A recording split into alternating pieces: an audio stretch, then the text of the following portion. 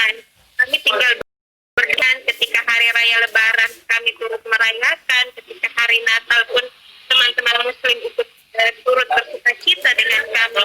Kenapa bisa konflik seperti ini terjadi, bahkan menelan korban yang sampai ribuan? Dan itu yang bikin kok bisa ya, aku juga sampai mikir kok bisa. Padahal kita merasa bahwa kita aman-aman saja. Nah ternyata ada permainan di situ yang kayak tadi kakak bilang kan, buat kepentingannya bukan konfliknya, bukan konflik agama, tapi konflik kepentingan, konflik kekuasaan. Perbedaan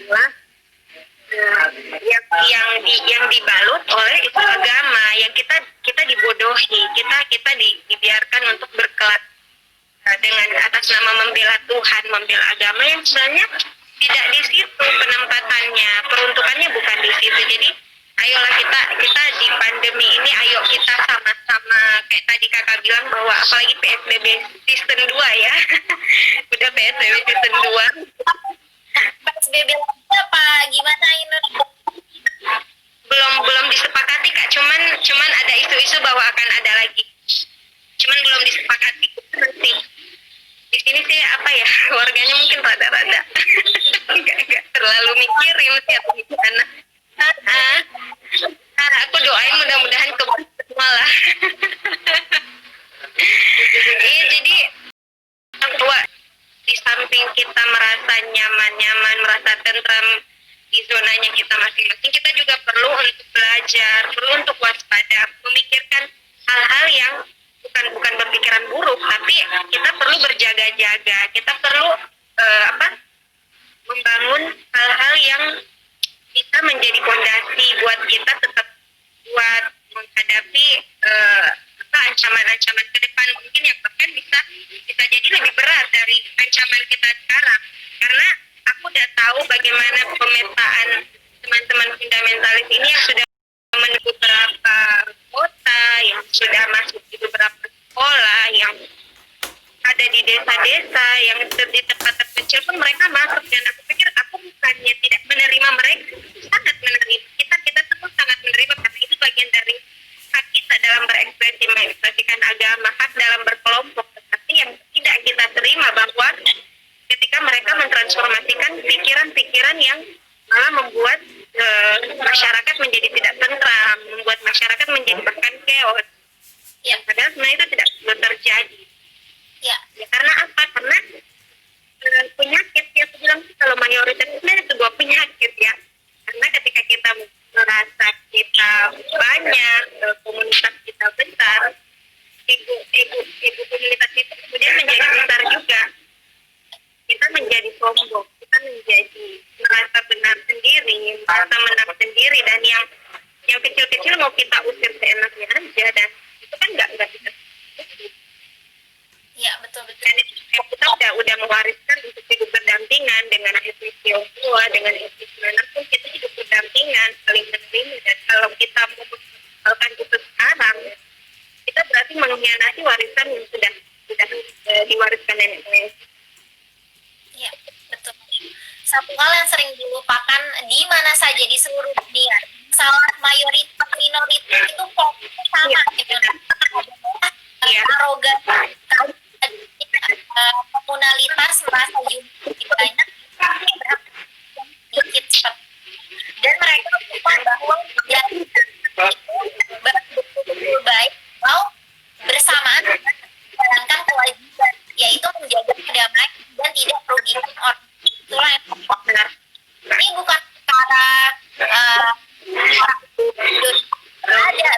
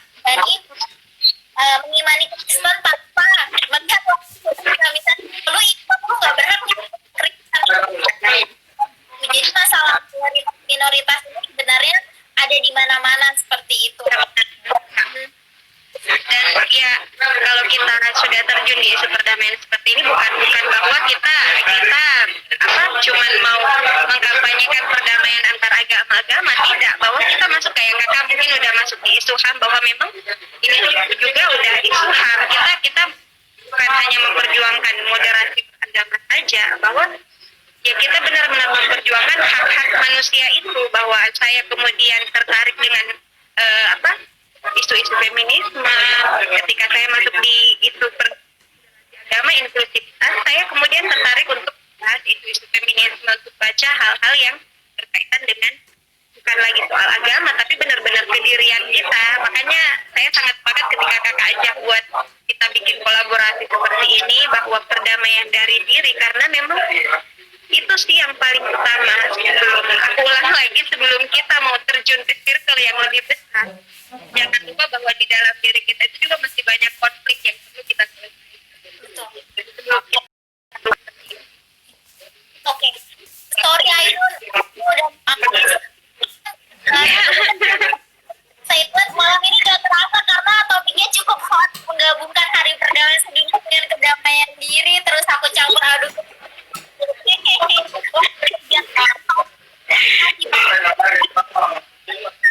Sama-sama Kak, ya, dengan senang hati. Closing statement mungkin 2 menit.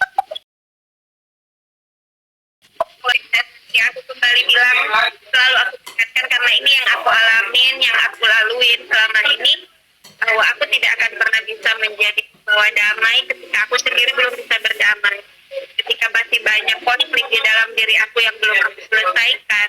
Ya kemarin aku abaikan, itu semua perlu aku balikin lagi, aku perlu untuk mengoreksi itu satu-satu, menyelesaikan itu satu-satu, dan kemudian kalau aku bisa menerima orang-orang di luar dengan segala bentuk kesukuan, budaya, agama, orientasi, dan yang lainnya yang memang kita berbeda, dan perbedaan itu nggak harus untuk disama-samakan. Kita sebagai sebuah Tuhan yang perlu kita syukuri, karena kita tidak akan bisa namanya ada pembelajaran dari diri. Apalagi yang mau kita pelajari kalau kita udah hanya Tuhan sengaja memberikan untuk kita sama-sama belajar. Jadi untuk kedamaian dari diri kita dulu, kemudian kita berdamai untuk lingkungan kita. Kedamaian. Masih tanggal 21 sih, tapi nggak apa-apa.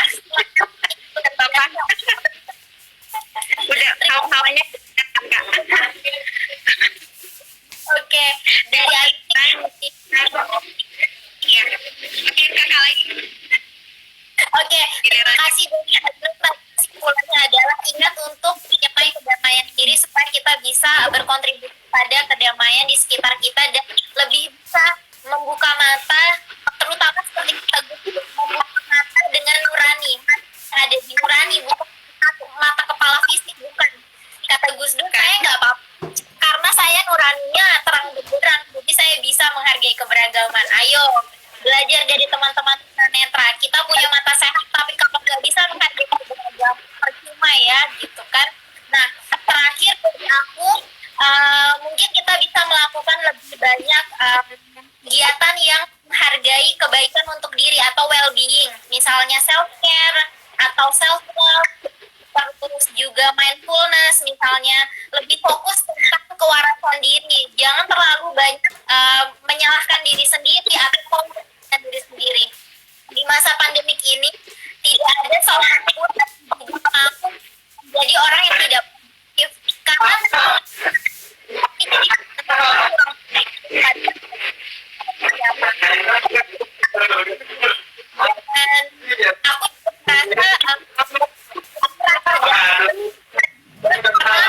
merasa program itu akan dilanjutkan berikutnya dengan memposter seperti itu. Dem lagi mungkin benar-benar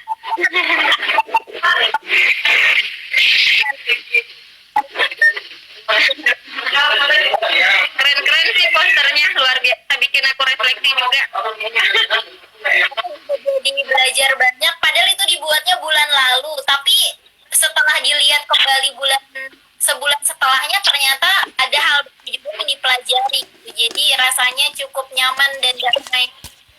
Fun banget. Terima kasih Aina.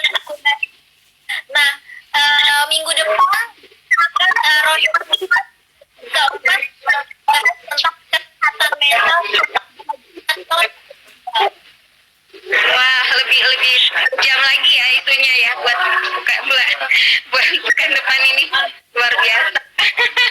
Makin meruncing.